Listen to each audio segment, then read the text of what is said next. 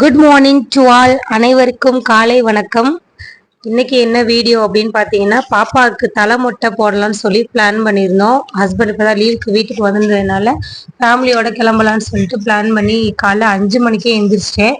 எழுந்திரிச்சு ப்ரெஷ்அப் ஆகிட்டு இட்லிக்கு நாள் நைட்டே மாவாட்டி வச்சுட்டு இட்லி சட்னி சாம்பார் எல்லாம் ரெடி பண்ணி கிளம்பிட்டோம்.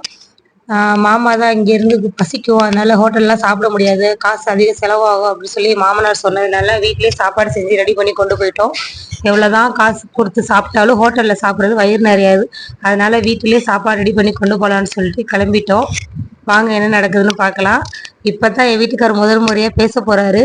கேளுங்க எப்படி பேசுகிறாருன்னு. ஹாய், எல்லாத்துக்கும் வணக்கம். இது நான் எப்பயுமே வீடியோ பேசினேன், ஃபர்ஸ்ட் டைம் இன்னைக்கு எங்களோட சேனலில் நான் முறையாக பேசுகிறேன். ஸோ எல்லாத்துக்கும் வணக்கம். நான் நல்லா இருக்கோம், நீங்கள் எல்லாம் நல்லா இருக்கணும்னு சொல்லிட்டு நான் கடவுளை வேண்டிக்கிறேன். நாங்கள் அப்படியே ட்ராவலிங் ஸ்டார்ட் பண்ணிட்டோம். நம்ம ஊர்லேருந்து போகிறதுக்கு அடுத்து மொட்டை எடுக்க என்னோட மடியில் உட்கார வச்சு எங்கள் தங்கக்குட்டியை எங்கள் தன்விகா பொண்ணை உட்கார வச்சுட்டோம். அவங்க வாட்டுக்கு சமத்து பொண்ணா நல்லா உட்காந்துக்கிட்டாங்க. மற்ற 2 பசங்களும், மூத்த பசங்க ஒன்றும் பிரச்சனை இல்லை. 2வது பசங்க தமிழ் மாற இருக்கான், அவன் ரொம்ப அழுதான். இவ செல்லக்குட்டி அவ்வாடுக்கு அமைதியா ரிலாக்ஸா உட்காந்துக்கிட்டு பாப்பா அழுகாம நல்லா சமத்தா உட்காந்துக்கிட்டா அவங்க அப்பா மடியில. பாப்பா அழுகாம இருந்ததுனால ரொம்ப சீக்கிரமாவே நாங்க மொட்டையை எடுத்து முடிச்சிட்டோம். மொட்டையை எடுத்து முடிச்சதுக்கு அப்புறம் தெப்பத்துல பாப்பாவை குளிக்க வச்சுட்டு புது ட்ரெஸ் போட்டுட்டு சாமி கும்பிட போங்க அப்படின்னு சொன்னாங்க. நாங்களும் அதே மாதிரி பின்னாடி போய் தெப்பத்துல போய் குளிச்சுட்டு, என்ன கொஞ்சம் தண்ணி மட்டும் ரீசைக்கிளிங் பண்ணாம ஒரே இடத்துல தேங்கி இருக்கிறதுனால கொஞ்சம் கஷ்டம் இருந்துச்சு, கொஞ்சம் இல்லை நிறையாவே. ஆனால் அப்புறம் என்ன பண்ணுறது, சாமி தலங்களில் குளிச்சுதான் ஆகணும் அப்படின்னு சொல்கிறாங்க. நம்ம அதெல்லாம் இல்லைன்னு சொன்னாலும் நம்மளை திட்டுவாங்க. அதனால நான் ஒன்றும் சொல்லலை. அப்படி இருந்துமே நான் மாமா கிட்ட தண்ணி கலங்கலா இருக்கு அப்படின்னு சொன்னேன். திட்டி விட்டாங்க, அதெல்லாம் சொல்லக்கூடாது அப்படின்னு சொல்லிட்டாங்க. பாப்பாவை குளிக்க வச்சுட்டு இப்போ கிளம்பிட்டோம். சாமி கும்பிட்டு உள்ளே போயாச்சு. என்னால் உள்ள கோவில்லாம் வீடியோஸ் ஃபோட்டோஸ் எதுவுமே கவர் பண்ண முடியலை.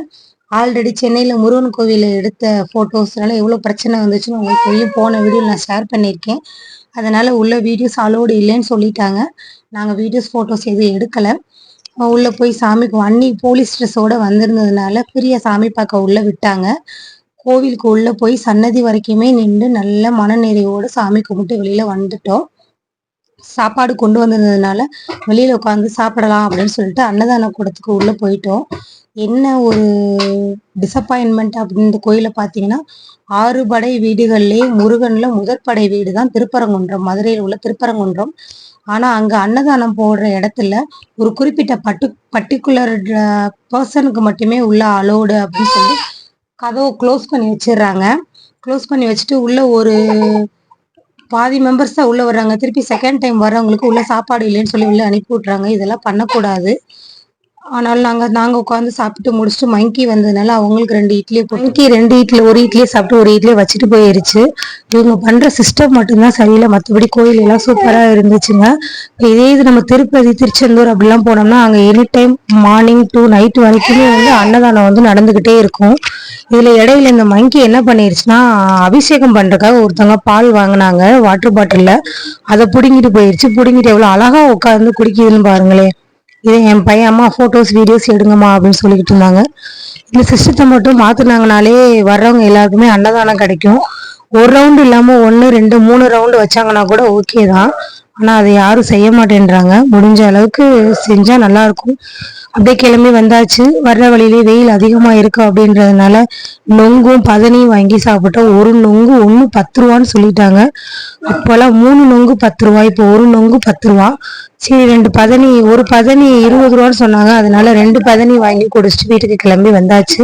நல்லபடியாக வீட்டுக்கு வந்துட்டோம்.